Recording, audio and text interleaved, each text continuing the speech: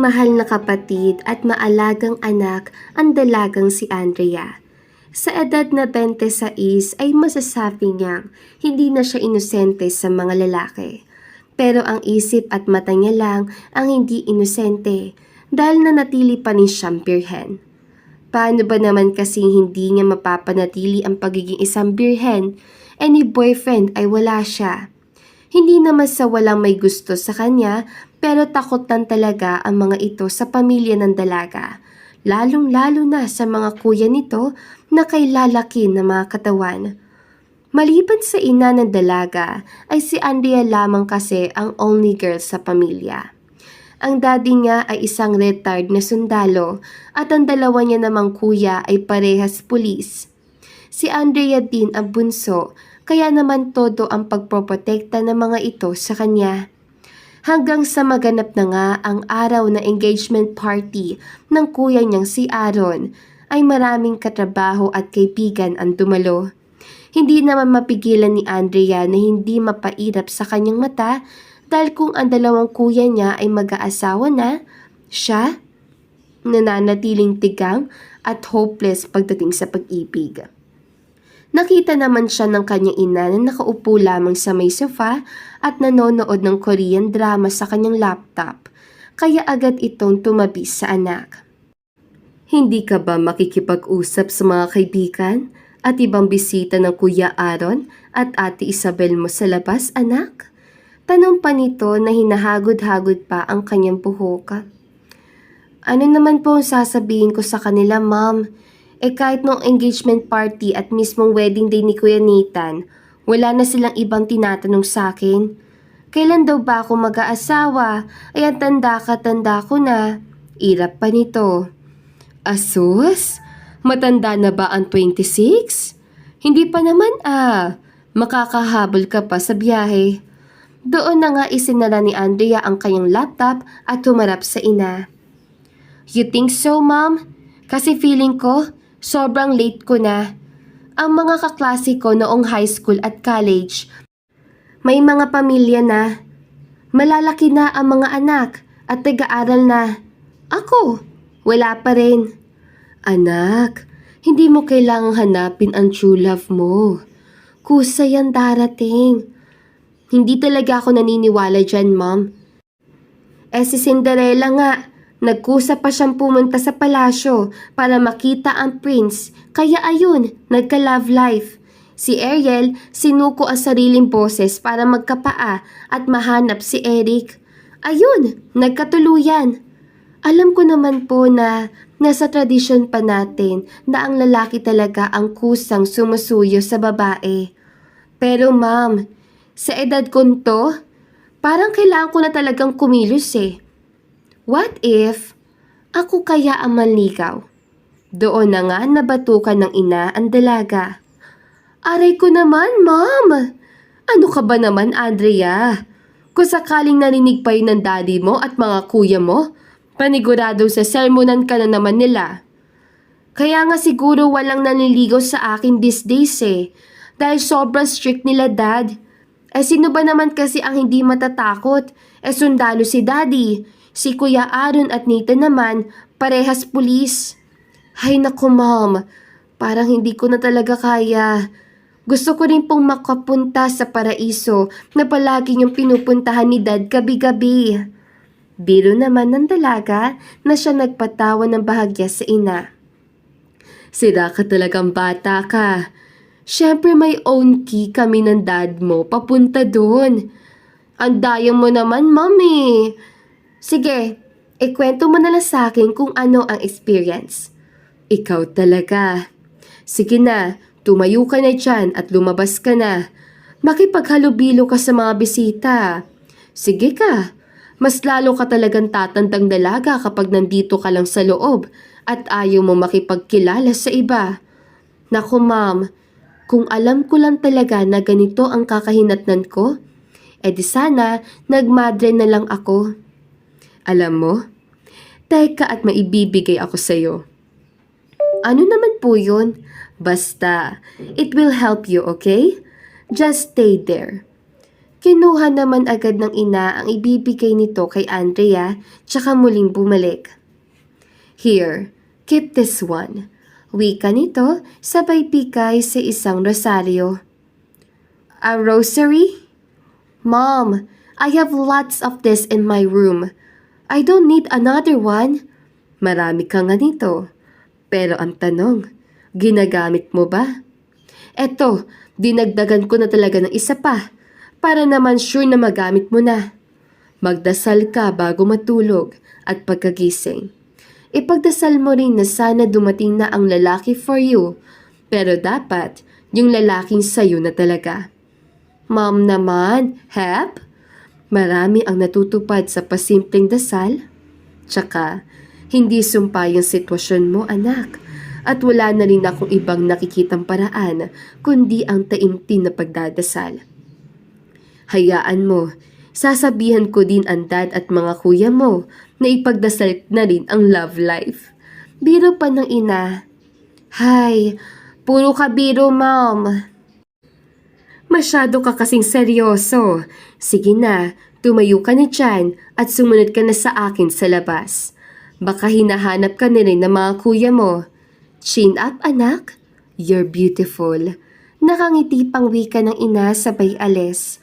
Muli naman tinignan ni Andrea ang rosaryong hawak-hawak tsaka ngumiti ng pilit. Huminga na rin siya ng malalim tsaka tumayo at sumunod na nga sa labas. Una niya nakita ang kapatid niya si Aaron na nakikipag-usap sa mga bisita nito. Sinubukan niya namang umiwas pero huli na ang lahat dahil tinawag na siya ng kapatid. Andrea, come here! Tawag niya dito. Guys, hold on. I want you to meet my only sister, Engineer Andrea Samonte. She's 26 and still single. Oh God, kuya naman. Maktol pa ng dalaga na may halong pagkahiya. Bakit? Hindi naman halata sa face sa 26 ka na ah. At bakit mo naman ikakahiya ang pagiging single?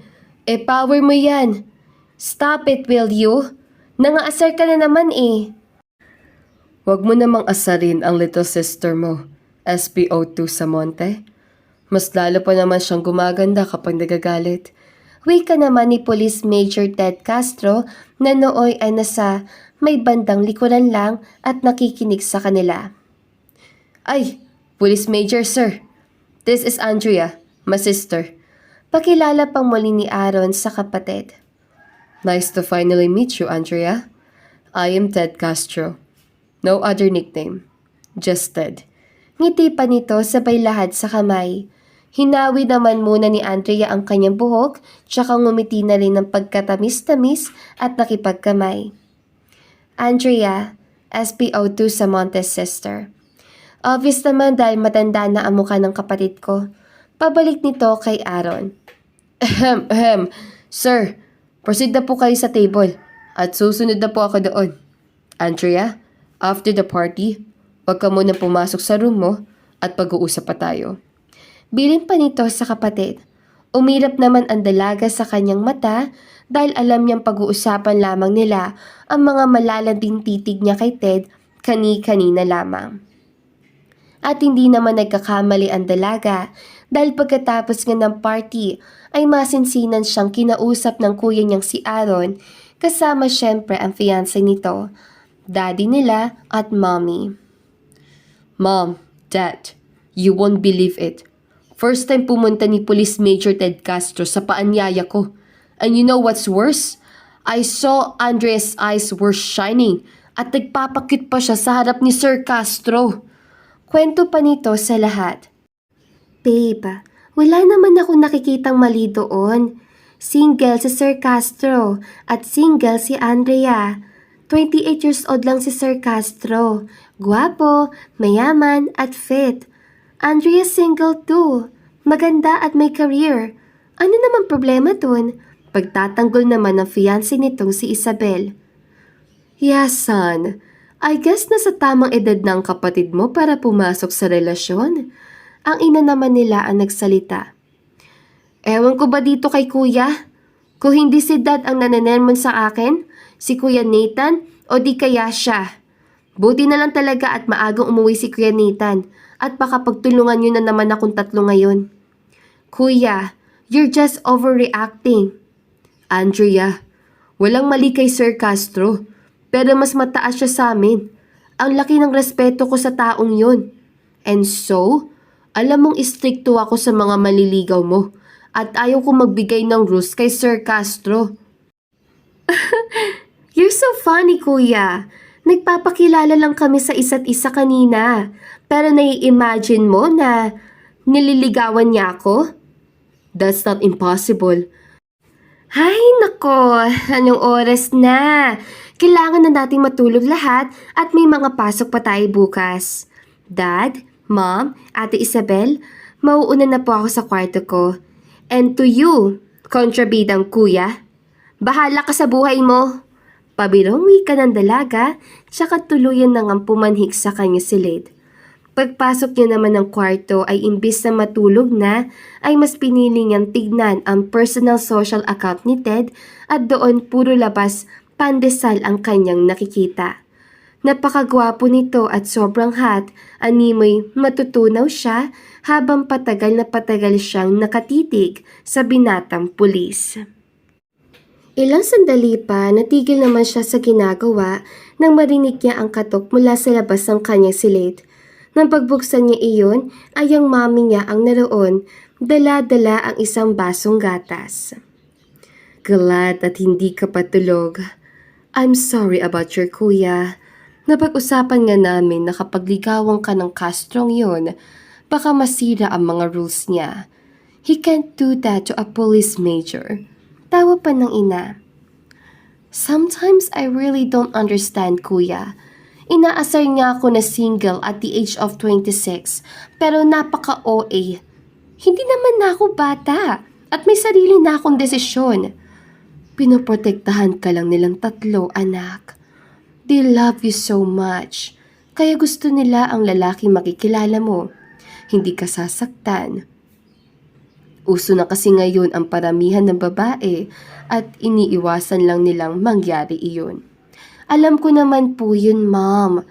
Naiinis lang ako minsan. Hayaan mo na. Oh, eto nga pala. Drink this one muna bago ka matulog. Ay, saktong-sakto. At may pandesal ako sa loob. Pandesal? Naglalagay ka ng bread sa room mo? No. Yes, maybe. No, Mom. Ang ibig ko sabihin, bibili ako ng pandesal bukas sa maaga. Yung mainit-init pa. Yun po. Sige po, Ma'am. Good night. Baka ano na yung pandesal na tinutukoy mo, ha? Si Mami talaga. Sige na po, at baka naghihintay na po si Dad at kailangan niyo na pong pumunta sa paraiso ulit. Ay, pas muna kami ng daddy mo. May regla ako. Mom? Akala ko po menopause na kayo. Eto naman, biro lang. Sige na nga, good night na. Huwag masyado magtititingin sa mga human pandesal na yan at baka mabilaukan ka. Lumaki naman ang dalawang mata ni Andrea sa narinig dahil tila ba nahulaan agad ng ina ang ibig niyang sabihin. Kinabukasan, dahil maaga ang duty ni Andrea sa opisina, ay nagising din siya ng maaga. Nag-ayos, nagbihis, kumain ng kaunti at naglagay ng kaunting makeup sa mukha. Pansin naman ng mami niya na nagmamadali ang anak sa pagkain, kaya dito na siya nagtanong. Anak, baka mabalaukan ka. Dahan-dahan lang. I need to hurry, Mom. Na makita naman ng dalaga, nagising na ang Kuya Aaron niya, kaya doon niya na dali-daling ininom ang kanyang juice at tumayo. Bye, Mom. Bye, Kuya. I have to go. Hep, 6:00 pa lang. 8:00 ang pasok mo. Umupo ka na muna at kakain muna ako saglit bago tayo umalis. Kuya, hindi mo ba ihahatid si Ate Isabel? Wala siya dito. Nagpahatid siya sa akin kanina madaling araw at may pupuntahan daw siya ng maaga. Bakit ka ba nagmamadali? Kasi naman kuya, bibili na ako mamaya na sarili kong kotse para may magamit na ako sa work. Bibili ka ng kotse Hindi ka nga marunong mag-drive. Mag-hire nga ako ng driver ko eh. Ayoko na sumabay sa'yo. Nakakahiya na. Para akong kinder pupil eh. Bakit? Ayaw mo bang mas makilala pa si Police Major Castro? Ano? Hasus! Huwag ka nang in denial eh. For sure, dagdag ka rin sa mga listahan ng mga babae nagkakagusto sa kanya. Pero kung ano man ang kahinat na nito, I won't break my rules kahit pa mataas siya sa akin. I am your kuya and my duty is to protect your heart. Ew. Napaka-OA ng lines mo. Kung ako talaga si Ate Isabel, hindi ako umo-oo nung nag-propose ka eh. Excuse me, sa kagapuhan ko, na in love ang Ate Isabel mo. It runs in our blood. Pero sorry ka na lang dahil hindi ko nakuha ang pagiging OA mo. Bilisan mo na nga dyan at aalis na ako. Maghintay ka ha. Paluin kita ng sinturon dyan eh. Mami si kuya. Ano ba kayo? Aaron, huwag mo na nga asarin ng kapatid mo. Ikaw naman, Andrea, huwag ka na rin pikon masyado. Kapag naikasal na itong si Kuya at Ate Isabel mo, bubukod na rin sila at hindi na kayo mag-aaway. Hay, salamat naman. Irap na lamang ng dalaga. Nang matapos namang kumain si Aaron ay nagpaalam na muna silang muli sa ina tsaka pag umayak. At dahil una nilang madadaanan ang police station, kaya biglang naging mala-giraffe ang leeg ni Andrea habang tahimik na tinitignan kung makikita niya ba si Ted. Hindi naman siya nabigo dahil muli niyang nakita ang gwapong pulis na kausap ng kanyang kuya Aaron. Sa kabilang panig naman, sinalubong agad ni Ted ang pagdating ni SPO2 sa monte dahil kanina pa din talaga niya hinihintay na makita muli ang kapatid nitong si Andrea. Ang totoo, hindi naman talaga siya sumasalubong sa kahit na kanino, pero kay Samonte, nag-iba dahil kay Andrea. Sir, may pupuntahan po kaming warehouse mamayang 10 a.m. at tatawag na lang po kami ng update kung ano po ang mangyayari. No worries, Samonte. Nga pala, I saw your sister inside your car. Hindi ba siya bababa? Lakas loob na tanong ni Ted sa katrabaho. Hindi na po, sir. At saglit lang naman din po ako dito. Ihahatid ko pa din po kasi siya sa office na pinagtatrabahuhan niya. Ginagawa mo ba to palagi, SPO2 Samonte? Ang alin po, sir? Ang paghatid sa kapatid ko? Opo, sir. Okay, aalis ka na ba agad? Opo, sir. Pumunta lang ako dito saglit para mag-file ng report. May kailangan po ba kayo? Pwede mo ba itong ibigay kay Andrea? Wika nito sabay abot sa 3 imported na chocolates. 3 pieces? Yeah. Ano namang meaning ng 3 chocolates na to, Police Major Castro? Nice meeting you? Why? Akala ko kasi may iba pang meaning. Nabago na pala. Sige sir, ibibigay ko po sa kanya to. Salamat po. Babalik na lang po ako ulit mamaya. Paalam pa ni Aaron, tsaka muling bumalik sa sasakyan at agad na ibinigay sa kapatid ang chocolates. Para sa akin to, kuya? Bigay ba to ni Ted? Tila kinikilig pa na tanong ng dalaga. Ay hindi. Para sa akin talaga to. Natural para sa iyo. Gusto ko sanang sabihin na makakasama to sa ngipin mo eh. At nakakataba rin. Pero hindi ko na ginawa. Ang KJ mo talaga? Akin na nga to. Huwag kang manghihingi Pabalik asar naman ni Andrea sa kapatid. Muli namang sinulya pa ni Andrea ang estasyon. Binuksan ang bintana ng kotse tsaka binigyan lang ng isang napakagandang ngiti si Ted. Ngumiti naman pabalik ang gwapong pulis kaya doon na namula ang 2 pisngi ni Andrea.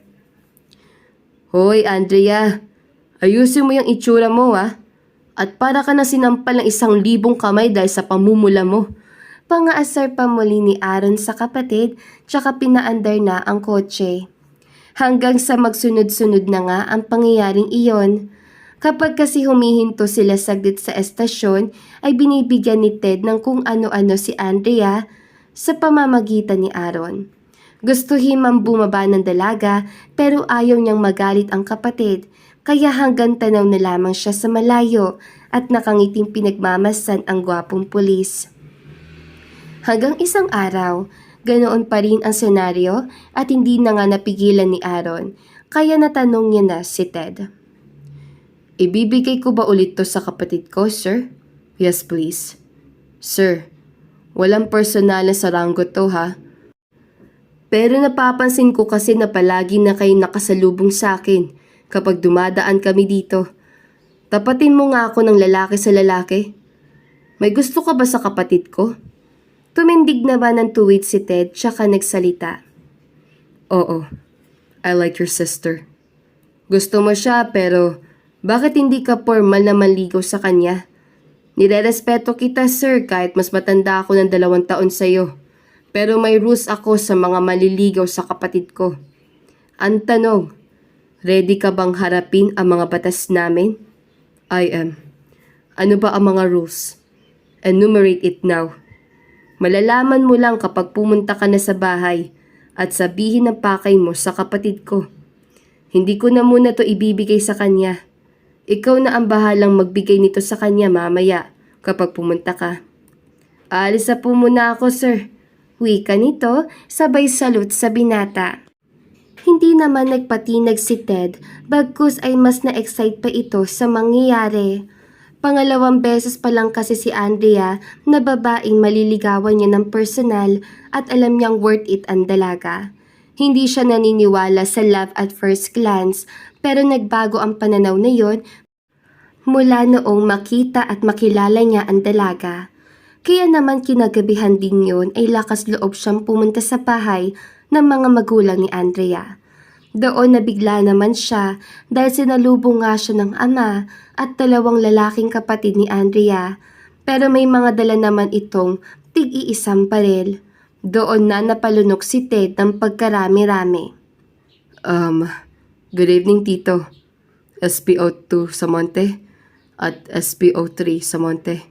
Pilit niya pang bati sa 3 na nakaharang sa may entrance door. Magandang gabi rin sa'yo, Police Major Castro. Pero dahil nasa pamamahay ka namin, I will call you Ted. No nickname, just Ted. Diba? Pinilit naman ni Ted ang kanyang tawa at ganoon din ang 3 lalaki.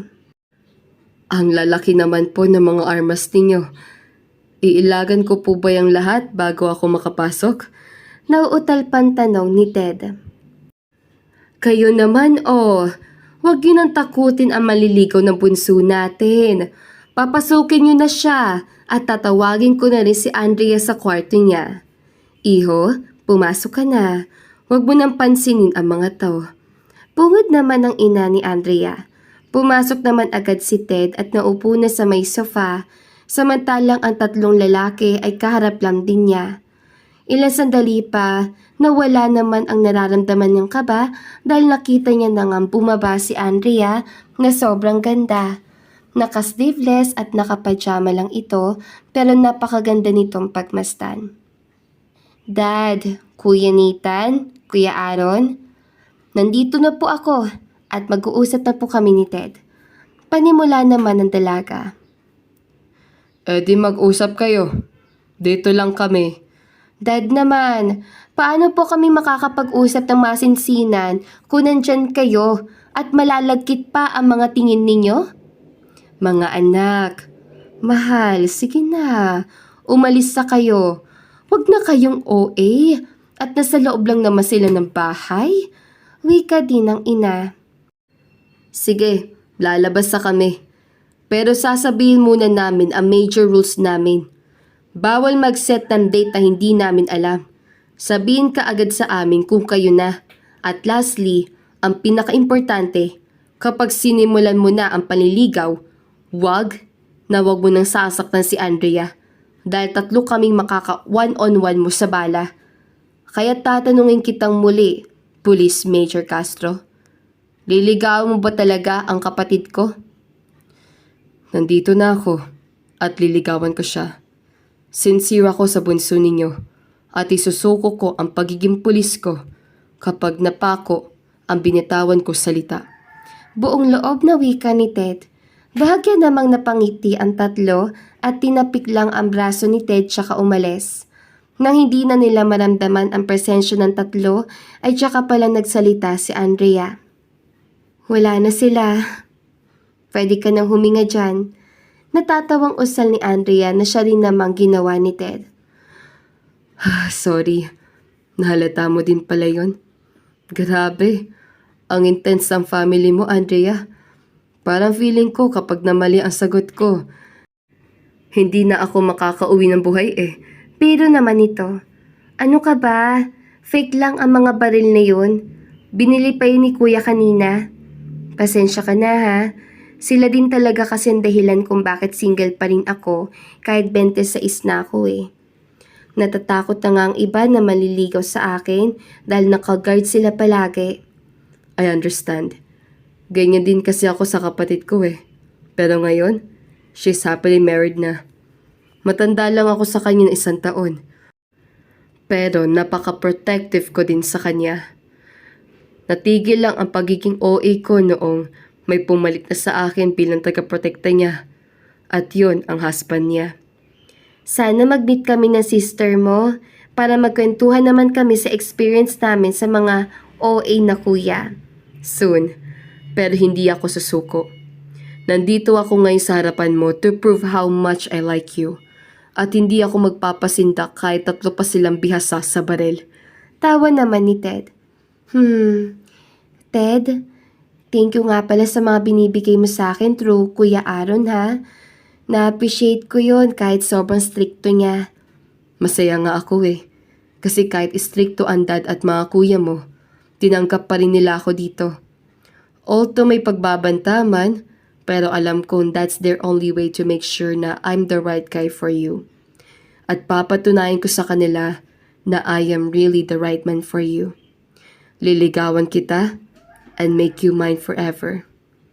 Ngumiti na lamang si Andrea bilang tugon sa sinabi ni Ted dahil ang totoo, kinikilig na siya at wala nang lumalabas na salita mula sa kanyang bibig ng mga sandaling iyon.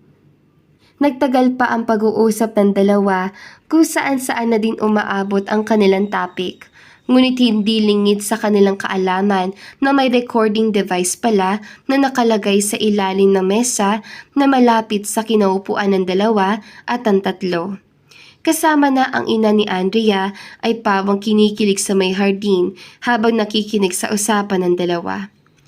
Kahit patuloy pa rin ang pagiging istrikto ng pamilya ng dalaga, ay hindi pa rin nagpatinag si Ted at halos ginabi-gabi niya na ang pagpunta sa bahay ng dalaga. Hanggang sa makuha na nga niya ang tiwala ng pamilya nito, kaya pinapayagan na silang mag-date at lumabas na sila lamang dalawa. 6 na buwan pa ang lumipas ay opisyal na ngang naging magkarelasyon si Ted at Andrea. Kaya masaya ang pamilya nang ibalita ng dalawa ang relasyon nila.